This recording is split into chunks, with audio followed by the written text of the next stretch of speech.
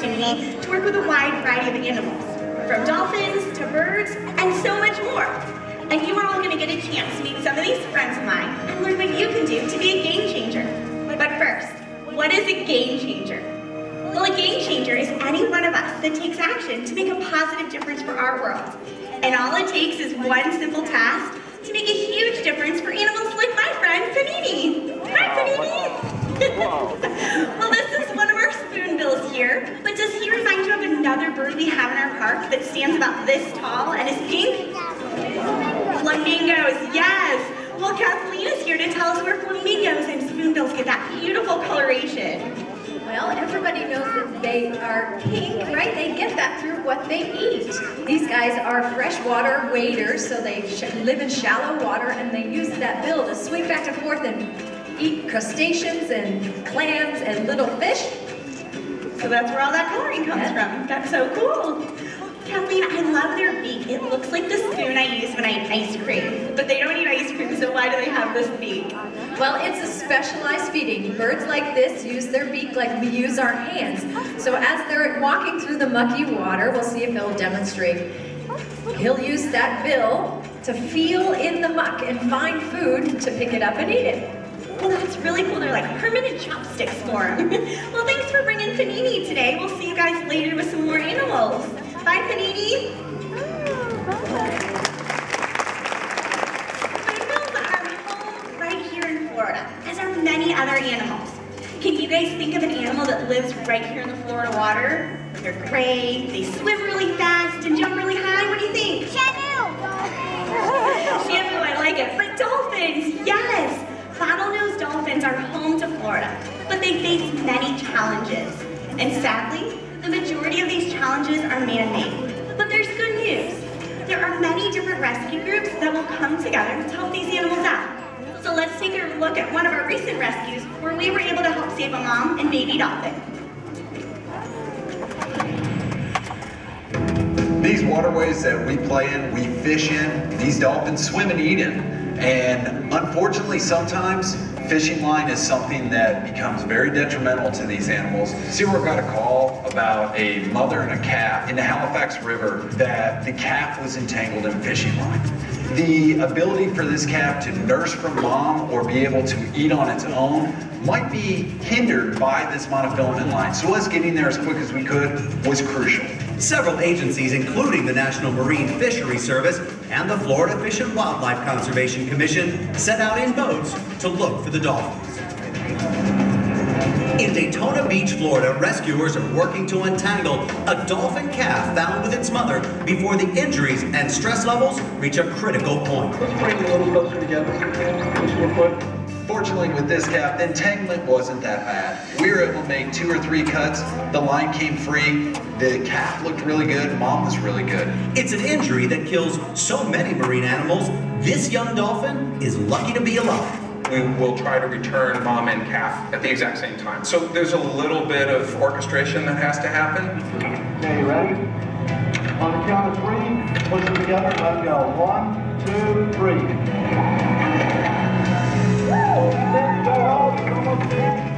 With that, rescuers saved 2 more dolphins from a fate that has claimed so many others. The outcome of this rescue is exactly what SeaWorld wants to see. We want to be able to assist the animal and return them to the wild in the same process. This is what our job is about. Good job, everybody. Thank you.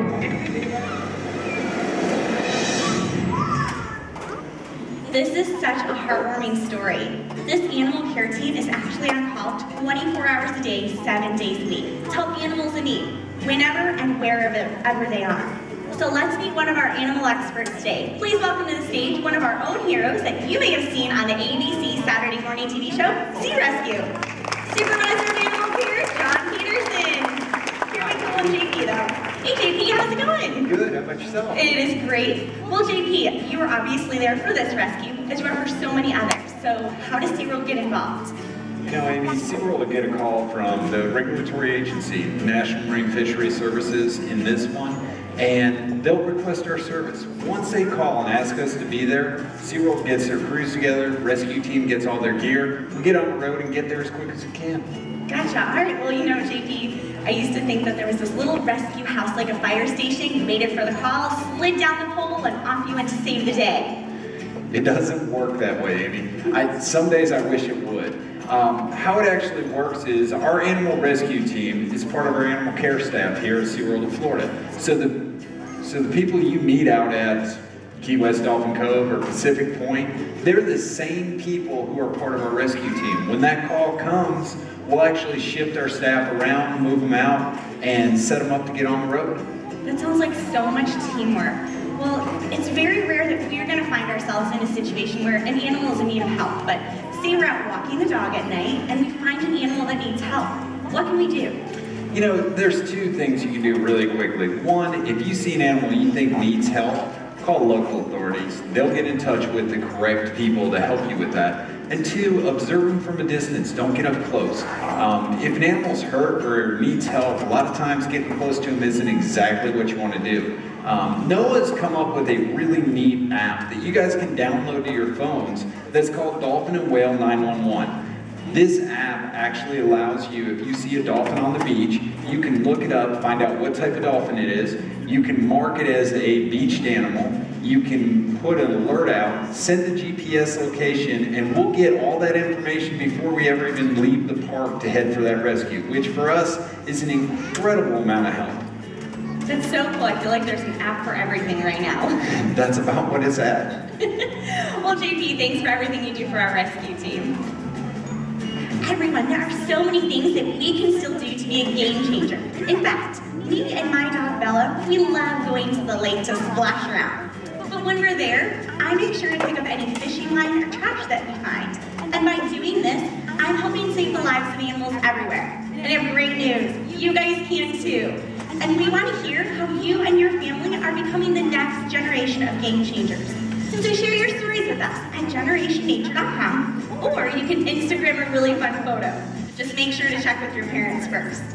So speaking of Instagram, I'm sure you're going to want to post photos of these cute critters on your wall.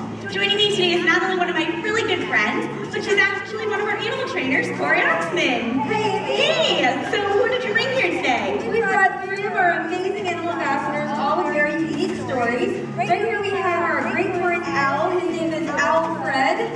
So cute. And Olive, who's a crested caracara. Both of these birds were rescued by the Audubon Center for Birds of Prey because they had been imprinted or dependent on people at a very young age. Somebody probably found them in their neighborhood or in a local park and thought that they could raise them and feed them and take care of them.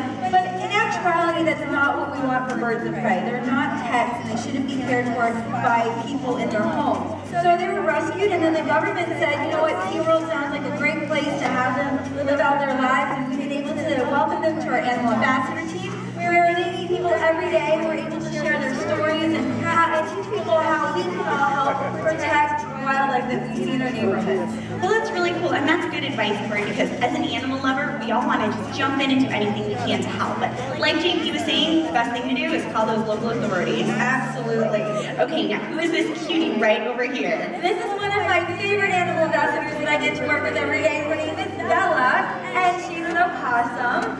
I know a lot of us see opossums on the side of the road, and sometimes they haven't survived a car accident, and that's why they're on the side of the road. That's exactly what happened to Bella's mom. Bella was a little baby with her mom when they got hit by a car. Her mom didn't survive, so we were able to give Bella a forever home here at SeaWorld. And then there's something so easy for all of us to do to help protect opossums from getting hit by cars. Make sure you leave your food and your food wrappers out of the roadways and off of the sidewalks, because that smell of the yummy food that we leave behind will actually attract wildlife to the roadside, and that's when we run into trouble. All right, well, those are some really easy things that I think we can all do to be a game changer. Well, thanks for that, Corey. All right, thank you guys so much. You are all in luck, because today you are going to be one of our cutest baby animal ambassadors. But first, our next story is about an animal that can be harmed by something as simple as a plastic bag. And here's my friend Mindy to tell us a little bit more.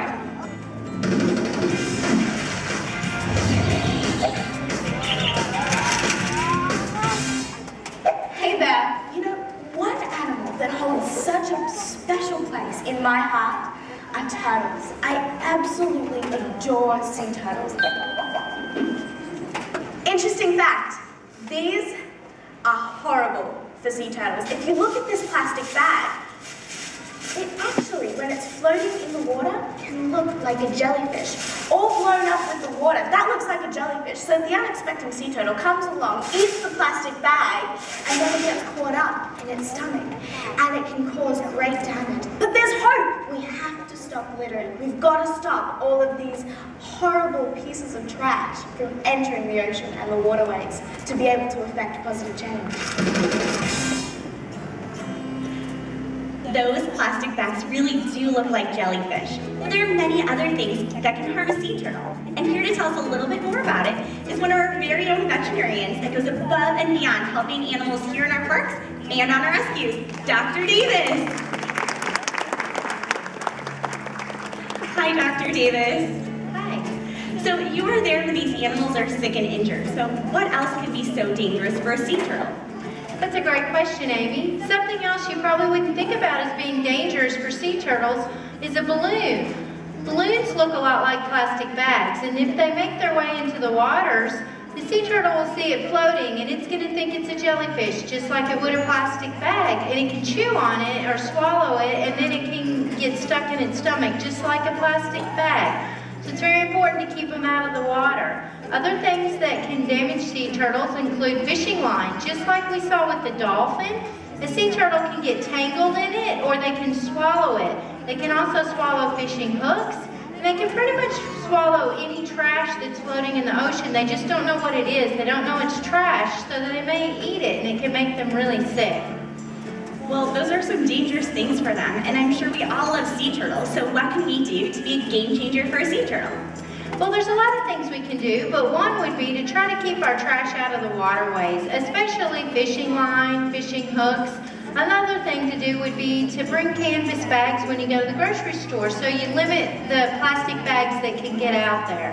All right, well, thanks for playing Turtle Trivia with me today. Sure. If any of you would like to visit our hard-shelled friends, you can see them across the park at Turtle Trek. And while you're there, you might as well say hello to a rescued and rehabilitated manatee. Now, our next animal moves at about the same rate as a sea turtle, if not a little bit slower. I want to introduce you all to one of our newest family members, our baby sloth. Isn't she so cute? Well, Corey, I know this little girl has a special place in your heart, so tell us a little bit about it. Amy, I actually got to meet this baby sloth for the first time in Panama at the Pan American Conservation Association. That was the organization that rescued her when she was only 12 days old. So when I was down in Panama, I learned firsthand what the threats are to sloths and how we can help care for them, especially the ones that are rescued that need our help. Well, she is so cute, and I know we both love baby sloths. But not all of the sloths in our care are babies. In fact, our sister park right down the road is home to one of the oldest recorded living sloths. We call him Harry, and he calls Busch Gardens Tampa home. So let's see how our wildlife docs keep Harry at the top of his game.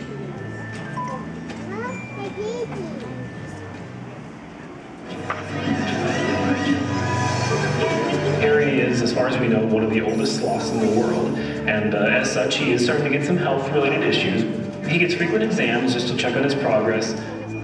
Although the tests reveal a few age-related issues that the docs will continue to monitor, overall, Harry checks out in good health for a sloth his age. It doesn't appear to be a specific medical issue causing his weight loss, so the team decides to take another close look at his diet. The team will experiment by making a healthy treat to help him gain weight. Harry seems to like it, so we've been mixing that in with his diet to make sure that he's getting complete nutrition. The team is pleased that Harry is gaining weight. He'll need his strength to help educate guests about the importance of conservation to prevent habitat loss, the major threat to his species. He looks great. His weight is starting to stabilize now. He seems to be doing better. The thing that we've noticed above all is that he's very active, which is great. That's what we want to see, especially in a sloth his age. We make sure that he's getting very pampered over at Jumbo Junction on a daily basis. But even with such a busy schedule, Harry always makes time for a snack.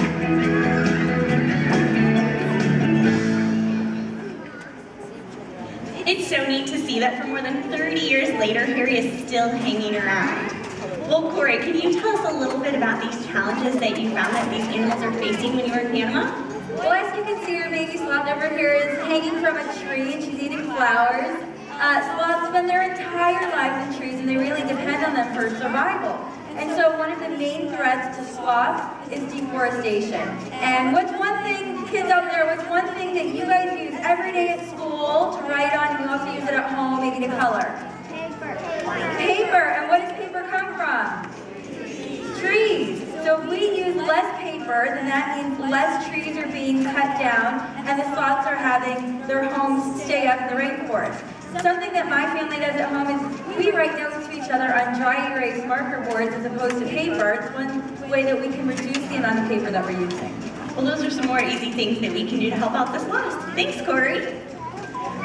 Our next story is about a very strong and powerful animal. Maddie came to us about 11 years ago. And you guys, she was in really bad shape. I want to introduce you to our most patriotic bird that we have. This is our American bald eagle, Maddie. Hi, Kathleen. So can you tell us a little bit about Maddie's story of survival? Sure. Well, when Maddie was only 5 weeks old, she fell out of her nest.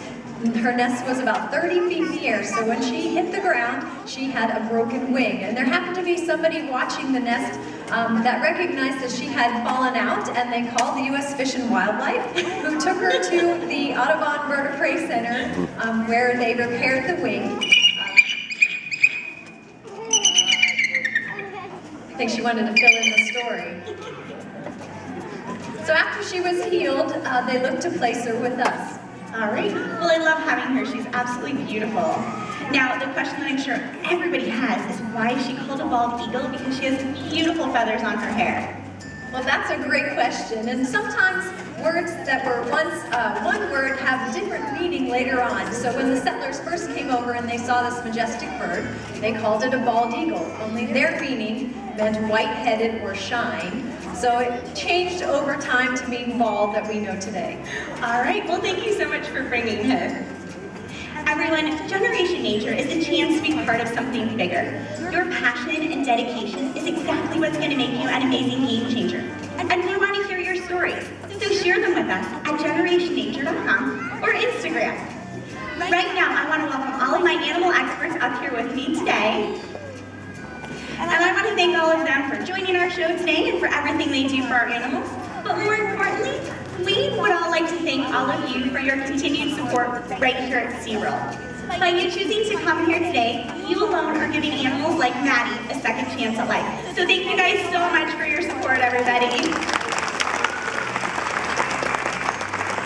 If you have any questions or would like to get any photos with us, you can join us right over here to my left after the show. And after that, your journey continues throughout the day in our Sea Gardens area, right outside the theater